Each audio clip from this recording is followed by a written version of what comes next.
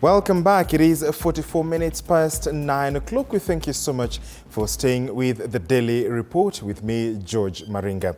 Tonight, we are having that important conversation on youth participation in democracy. My guest is none other than Shikoh Kihika, Executive Director of Tribless Youth. Shikoh, thank you so much for joining us. She is joining us virtually tonight.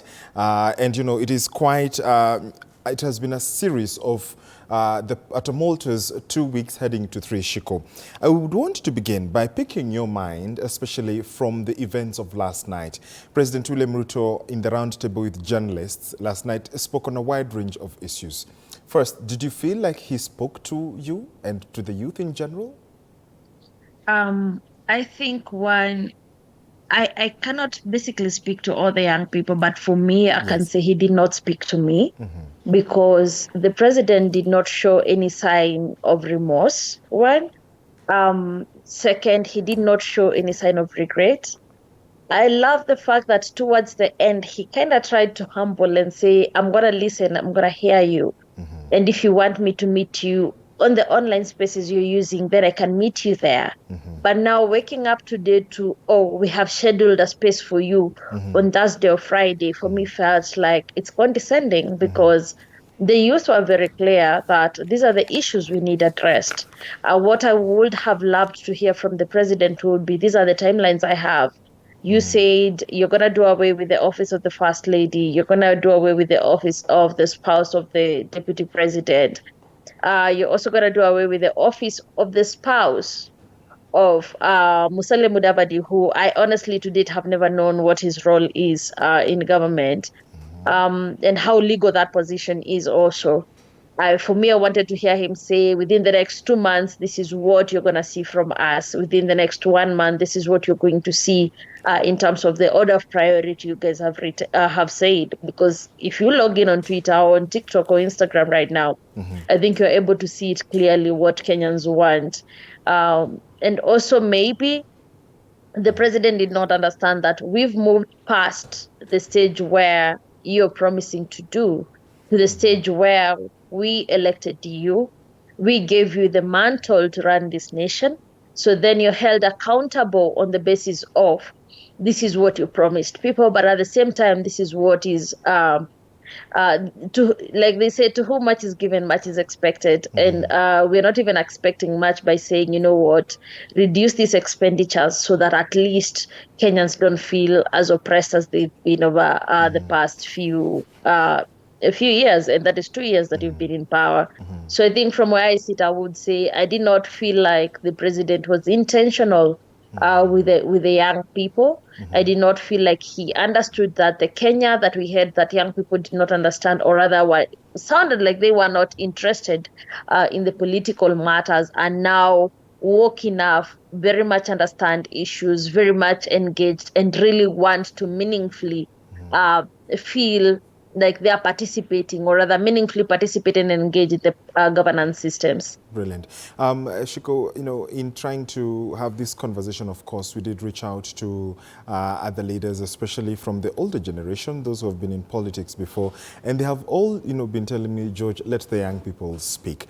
And then do you think that perhaps you know, your message is being understood? Because most have been like, okay, the young people, they are quite different, you know, let them speak for themselves. Do you think that, you know, the messaging that you are saying is one that is it comprehensible? Can be comprehended by those that, you know, have been elected to be in positions of power?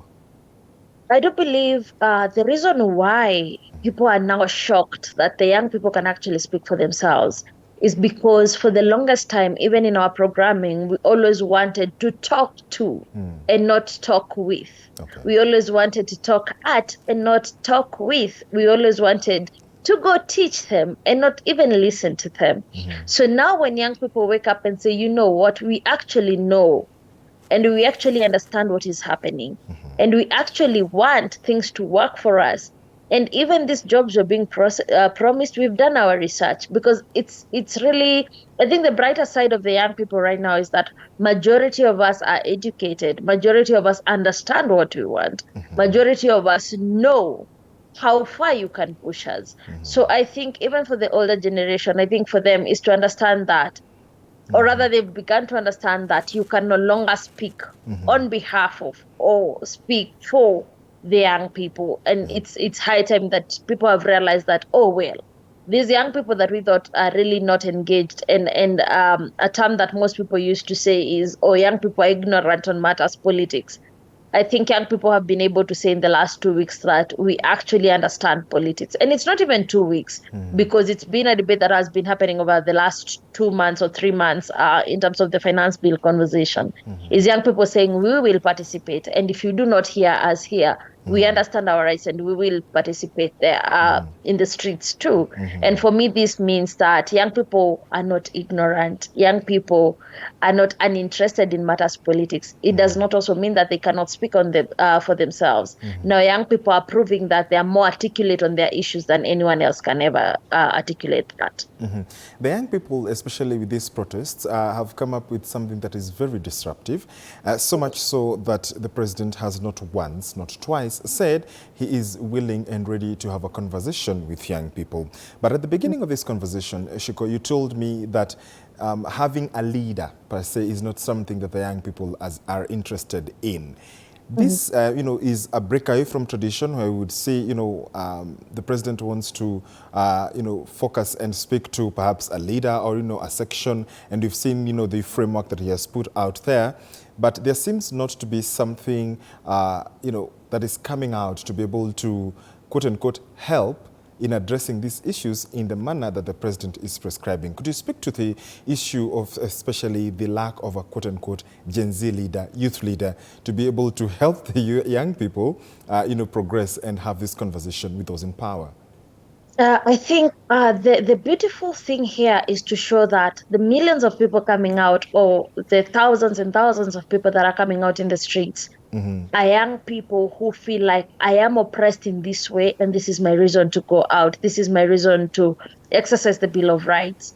When we say choose a leader, who then carries the mantle to speak on behalf of all these people, who then can close the box and say, oh, I have the monopoly to say this.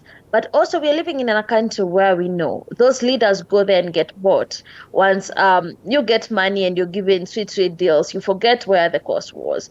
I think the beauty of this, of what we're seeing, and the beauty of how young people have organized themselves, is they're saying they're leaderless, they're partyless, and they're tribeless for that matter.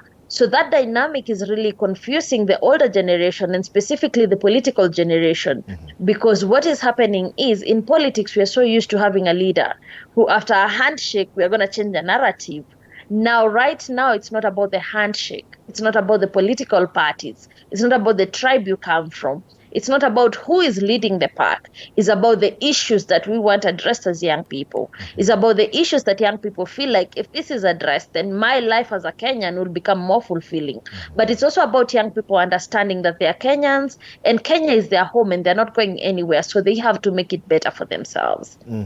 Yeah, Shikoh, one of the questions and one of the conversations I bumped into was that the Gen Z, the young people, these are people who are democratic even from the family setting. These guys are the people who, in a family setting, you do not wait to, raise your hand to address either a family gathering or to be able to address these issues. And these are the same young people who also fall in the age group of the children of these leaders. In the context that you have given and saying, young people are aware of themselves, so one would ask, and it's a question that I've also bumped into, how do you want the president to communicate with you people? We want him to listen, to hear us. We do not want the president to feel like he has to talk. And that is, I think, one thing that is not being clear or being made very clear, is that we are not asking, create a space for us to come and listen. We are asking, let us create the space so that you can come listen. And the idea here is not to just listen, but listen to understand and actually do it. The biggest struggle we have right now, and I think even in the yesterday's roundtable, we had the president saying that he cannot just listen, he will have to have a conversation so that it's a dialogue. But we've been dialoguing with you when you were campaigning. You came into power, we still dialogued with you when you said, oh, I'm promising this, I will do this. And we were patient enough for 2 years. So it is the first time the young people of this nation are saying enough is enough. And maybe it's time for people to sit down, including the president, listen keenly, understand what they want. And then they say, we have told you we need A, B, C, D. And you know what is the most brilliant thing, George, is that I've seen young people break down the finance bill, the budgets from a local perspective. Like, you look at your kitchen and how much you spend, and then you just say, you know what, if I don't need this, then I should not be doing this. Maybe it's time we learn from them. And like you have said, this is the generation that is very diplomatic. And this is also the generation that is very democratic. So they're not going to wait for you to bring the table for them. They are going to come and bring us to sit there. If you did not factor them in, then you will have to figure out how to factor them in. And on top of that, I'll add and say this. Amongst this generation, some of them have another generation called the Alpha generation. That is even worse. And I'm not sure this country wants to wait for that.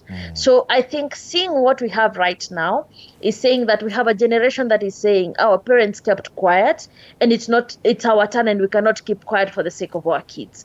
We need to create a space where our kids can come and express themselves freely, but love their country and serve their country, knowing that their country loves them back equally. So in the poster schedule that has been making rounds on social media, the schedule from 28th to 4th July 2024 is that today, Monday, it said we print posters with the faces of our Madras police, traitors MPs and government agents, stick them everywhere, every single place. Now Tuesday, tomorrow, 2nd of July, hashtag Occupy Everywhere. A public holiday, all Kenyans of all ages in solidarity shall occupy all major roads in the country and sit down. How will that happen? It has happened before. And I think one thing is we cannot underestimate this generation. Yes. I think the first protest, when they announced that we are going to the streets, everybody underestimated them. Until they showed up and people did not know where these young people came from. And I remember we were having a conversation with my dad, and my dad said, I saw so many young people I've never known we have this much. Yeah. So it means it's going to happen eventually. Last week they said, we are going to declare Tuesday a public holiday. And true to it was a public holiday. Because how many people actually went to work? You understand? Yes. So I'm seeing this, and I'm seeing it happen again and again. And I know for sure when they mean it, this is the generation that says and does. So we cannot underestimate them. This is the generation where you tell them, oh, you did not get your notification letter stamped. They will still be in the street and quote the Constitution and say it is within their rights to do that. And the Constitution does not say they need permission from anyone to be in the streets. So I know for sure they're going to do that. They're going to do that. Your tweet, or rather your post on X before, going on air, you said, I promise I won't say I'm the Gen Z leader. I also promise I won't make myself look like the superhero of the protest. So the protests are on for tomorrow. What are some of the issues that, the youth want addressed? Because the Finance Bill 2024 has been dropped in its entirety. Yeah. It's not in its entirety, because I'm just from also having another space on X where a lawyer was explaining to us how difficult it is for a president to just pronounce a bill as rejected, because it has to go back to Parliament, where we know our well-paid members of Parliament per se are on recess. And I don't think they're treating this issue as an urgent issue, which for me, I think should have been before recess or anything else. This is the first matter that you should have handled. On recess until 22nd. And according to the Constitution, this bill has only 20 days before it becomes law. So I know that Senator, one of the members of Parliament or members of the National Assembly is in court seeking clarity on what that means. So we are all in limbo because we do not know if this actually means that this will this bill will become law, or how are they going to go about it? Because we're also dealing with a government that has been able, or rather has known how to do curveballs when it comes to law, or rather not really follow the rule of law to the core. So we are not sure as at yet what that means. But at the same time, again, the agenda remains reject finance bill, take accountability, reduce the recurring expenditure, reduce the salaries of the MPs, reduce the amount of money you're spending on travels, reduce the expenditure people are spending, ban Harambes. I think that is the one key thing, and not even ban Harambes, that we cannot have members of parliament elected by the people flaunting money in front of the people the way this government is doing. I think some of these things are very clear. I know there is an underlying issue that everybody is talking about that has been the hashtag Ruto must go. It's also a bigger conversation for people to have. And why does the nation feel this way? Because for a hashtag to have millions and millions of comments, it then means there's a deeper issue that people must address. And at the same time, I think the Kenyans are asking they're asking the government to stop oppressing us with punitive taxes. And I think it's very clear that we are also asking now, stop extrajudicial killings, stop killing us. Because what have we done apart from exercising our rights? So I think it's critical to see, it's critical to understand what they're saying. But in a nutshell, those are some of the things that I can mention top of the head that I know for sure this is what Kenyans want. But at the same time, I had forgotten something that is very crucial, very important. Yes. Reconstruct IEBC ASAP. Brilliant. And talking of reconstruction, let's ponder on that as we simmer on that conversation with Shikoh Kihika, the Executive Director of Tribless Youth. We want to take a short break, but when we come back, we have more on the other side as we try to debunk youth and participation in democracy. Please keep your feedback coming. Her X handle is Shikoh at Shikoh Kihika. I am at George Maringa _. You can also post to at TV47 News. Our SMS line is 22047. Do stay with us.